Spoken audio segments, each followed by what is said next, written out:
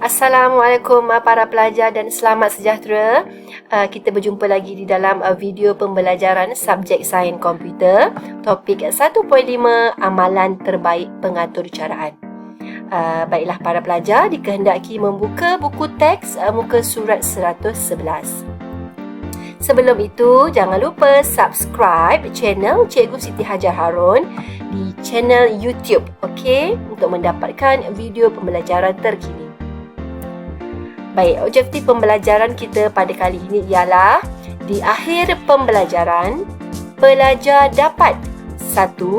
Membezakan jenis ralat dalam atur cara, dan nombor 2. Mengesan dan membaiki jenis ralat. Okey. Baiklah, pengenalan. Amalan terbaik pengatur caraan ialah apabila seorang pengatur cara dapat mempraktikkan amalan-amalan yang biasa diikuti untuk menghasilkan atur cara yang terbaik. Okey, para pelajar boleh lihat contoh di sebelah. Kalau kita perasan warna hijau ini, yang berwarna hijau ini, para pengatur cara menuliskan, ini kita panggil sebagai indent ataupun komen. Okey, dia menunjukkan langkah-langkah apa yang ingin pengatur cara hasilkan. Okey, di sini kalau kita lihat langkah 1, baca nombor 1 dan nombor 2. Dia merujuk kepada nombor 1 yang ini. Dan nombor 1 bersama dengan 20 dan nombor 2 bersama dengan 13. Okey, dan seterusnya kita ada langkah 2, langkah 3, pengiraan serta sehinggalah output yang akan dipaparkan. Okey, di sini menunjukkan yang pengatur cara amat menitik beratkan penulisan atau cara yang terbaik, di mana dia menunjukkan apa yang perlu dilakukan sehinggalah memaparkan output yang dikehendaki. Okey, para pelajar, yang ini cikgu tidak akan sentuhkan lebih lanjut kerana pada objektif kita pembelajaran pada hari ini ialah untuk mengenali ralat. Jadi ini saya hold dahulu ya untuk pembelajaran yang akan datang. Baiklah, ralat ataupun error dalam bahasa Inggeris, okey, terdapat 3 jenis ralat dalam pengatur caraan. Okey, yang pertama ialah ralat syntax ataupun dalam bahasa Inggeris syntax error. Okey, dan yang kedua kita ada ralat masa larian ataupun runtime error, dan yang terakhir sekali iaitu ralat logic ataupun logic error.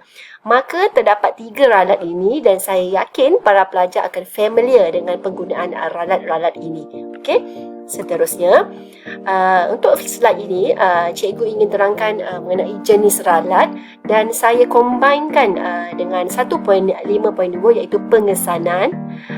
Kita nak detect ralat, pengenalpastian ataupun identify, dan penterjemahan mesej ralat serta pembaikan ralat. Macam mana kita nak membaiki ralat yang kita kesan.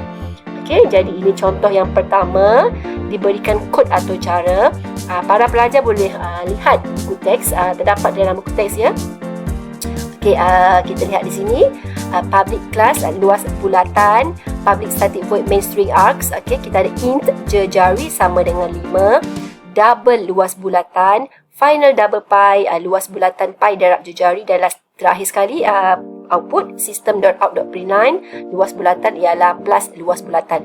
Okey, di sini menyebabkan berlakunya ralat yang dikesan, keluar output sebegini. Okey, diberikan syntax error, insert ada tanda yang ini. Apa maksud tanda ini?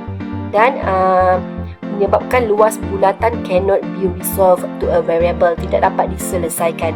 Okey, ini bermakna para pelajar, kalau kita lihat ini ialah tanda semicolon. Tanda semicolon tu tak tertinggal. Di manakah dia tertinggal? Perasan tak? Int jejari sama dengan 5. Dekat sini dia tertinggal kan? Sepatutnya sini ada semicolon. Setiap kali pengakhiran mesti ada semicolon. Sini ada, sini ada, sini pun ada, sini pun ada. Jadi inilah yang pertama sekali yang kita detect. Okay? Kita kesan ini yang pertama. Dan yang kedua, kalau para pelajar perasan, okey, lihat sini cikgu terangkan luas bulatan, ini ialah nama pun boleh ubah, bulatan B huruf besar. Okey, sini pun luas bulatan B huruf besar. Tetapi lihat di sini di output system.out.println luas bulatan ialah yang dipanggil, masuk plus ini ialah yang dipanggil. Dia akan rujuk kepada luas bulatan yang ini. Dia nak cari luas bulatan yang ini untuk dia selesaikan luas bulatan iaitu pi darab jejari. Tetapi di sini B, kalau para pelajar perasan, B huruf kecil, sini B huruf besar, maka berlaku pertindihan, keceraluan. Compiler tak dapat cari B tu walaupun dia sini huruf kecil, sini huruf besar, tidak boleh. Maka berlaku kesalahan ejaan. Jadi kerana itulah berlakunya ralat sinteks. Okey, nyatakan jenis ralat sinteks, iaitu yang pertama yang tadi tiada simbol semikolon pada baris kod integer jejari 5. Yang ini patutnya ada baris semikolon. Dan yang kedua, nama pemboleh ubah yang diisytiharkan tidak sama ejaan dengan pemboleh ubah yang dipanggil semula. Yang inilah luas bulatan B ini tak sama spelling dengan yang ini, maka berlakulah ralat sinteks.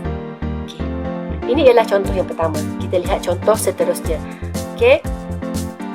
Masih lagi contoh satu. Terdapat lagi satu ralat, iaitu ralat logik. Masih lagi ada lagi satu ralat logik yang kita tak lihat sepenuhnya. Ralat logik berlaku apabila output yang dipaparkan tidak menepati. Tidak seperti yang diharapkan. Output yang diharapkan tidak menepati seperti yang soalan inginkan. Soalan mahukan luas bulatan. Cari luas bulatan. Tetapi formula yang di sini tidak menepati formula luas bulatan. Itu maksud cikgu. Formulanya tidak tepat. Seperti yang kita tahu, luas bulatan formulanya ialah pi J kuasa 2 ataupun pi darab jejari dan darab lagi. Darab bentuknya macam ni kan. Dan darab lagi jejari. Tulis jejari. Jejari. Bermaksud di sini apa yang telah berlaku ialah formula tidak tepat. Apabila berlakunya formula tidak tepat, kerana itu berlakunya ralat logik. Ingat segala formula yang diberikan tidak menepati output yang diinginkan, maka di situ akan berlaku ralat logik. Kerana kesalahan formula. Kerana kesalahan formula ini yang menyebabkan ralat ini berlaku. Baiklah, kita lihat lagi contoh kedua. Ini contoh kedua. Kita lihat kod atau carian yang di dalam buku teks.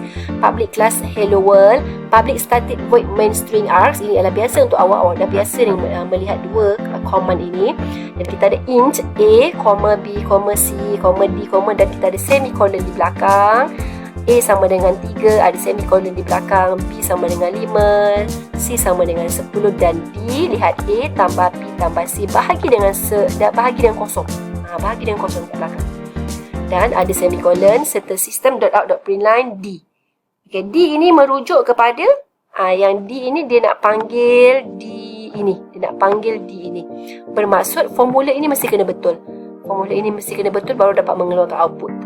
Ini ialah sistem atau cara untuk mengira purata 3 nombor. Purata 3 nombor di mana sepatutnya A tambah B tambah C bahagi 3. Tetapi dia bahagikan kosong. Dalam pengatur caraan tidak dibenarkan membahagi dengan kosong. Apabila berlakunya pembahagian kosong, maka akan berlakulah jenis ralat apa belajar? Ya, tepat sekali, jenis ralat masa larian. Ralat masa larian berlaku apabila berlakunya pembahagian 3 nombor tersebut dengan digit kosong. Jadi tidak dibenarkan membahagi digit kosong dekat sini. Kerana itu berlakunya ralat masa larian. Boleh. Baiklah pelajar, kesimpulan yang boleh kita dapat pada pembelajaran hari ini. Untuk ralat sinteks, yang pertama ialah kesalahan tata bahasa seperti salah ejaan dan tata tanda. Dan yang kedua ialah penggunaan objek atau aksara yang tidak dikenali. Kita lihat di sini kod atau cara. Kalau para pelajar perasan, yang pertama ini ialah curly bracket. Pembuka curly bracket. Ini pembuka dan sini ada penutup. Ke sini ada 2 pembuka. Bermaksud mesti ada 2 penutup. Maka di sini ketinggalan lagi 1 curly bracket. Kerana itu berlakunya ralat sinteks. Kat sini pun dia kesan syntax error, tidak mengeluarkan ini. To complete class body. So class body ni tak complete lagi kerana tiada penutup. 2 pembuka bermaksud 2 penutup. Kerana itu tidak lengkap. Okey, seterusnya. Kesimpulan untuk ralat masa larian. Okey, yang pertama, pengiraan data bukan berangka ataupun non-numerical. Nombor 2, pembahagian dengan digit kosong. Dan yang nombor 3, mencari punca kuasa 2 bagi nombor negatif. Okey, di sini kalau kita melihat contoh yang diberikan oleh kod atau cara dalam buku teks ya para pelajar. Okey, cuba lihat dekat sini. Int tinggi sama dengan X. X ini bermaksud non-numerical ataupun data bukan berangka. Sepatutnya dekat sini tidak boleh diberikan nilai X mahupun Y mahupun Z. Okay?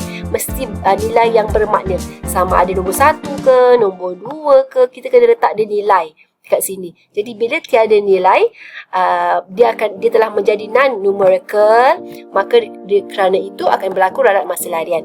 Okey, ini dinamakan sebagai pengiraan data bukan berangka. Kesimpulan seterusnya ialah ralat logik. Okey, ralat logik disebabkan oleh atur cara berfungsi seperti yang atur cara tidak berfungsi seperti yang diingini.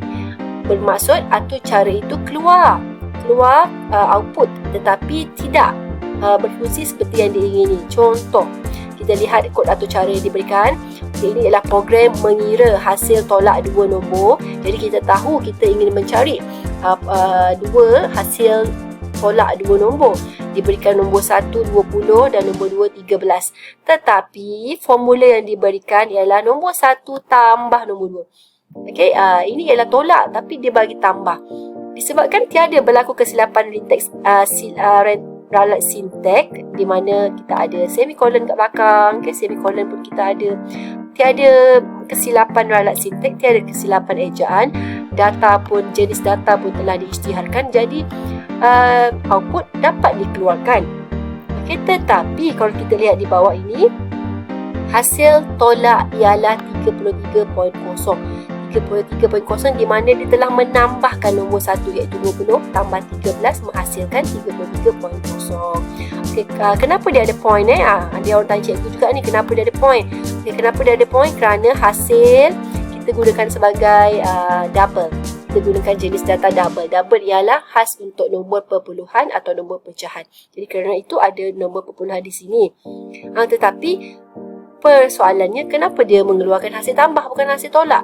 Jadi kerana itulah berlakunya ralat logik, di mana hasil yang diingini tidak menepati ataupun atur cara tidak berfungsi seperti yang diingini, di mana output tidak seperti yang diinginkan kerana formula yang salah. Ini ialah ralat logik. Maka sampai di sini sajalah video pembelajaran kita pada hari ini. Di akhir pembelajaran ini, saya harap semua pelajar dapat membezakan jenis ralat dalam atur cara dan dapat mengesan dan membagi jenis ralat tersebut. Okey, dengan itu saya akhiri. Terima kasih kepada semua pelajar. Jangan lupa subscribe channel Cikgu Siti Hajar Harun dan Learning SK is fun, right? Terima kasih semua. Bye-bye. Jumpa lagi.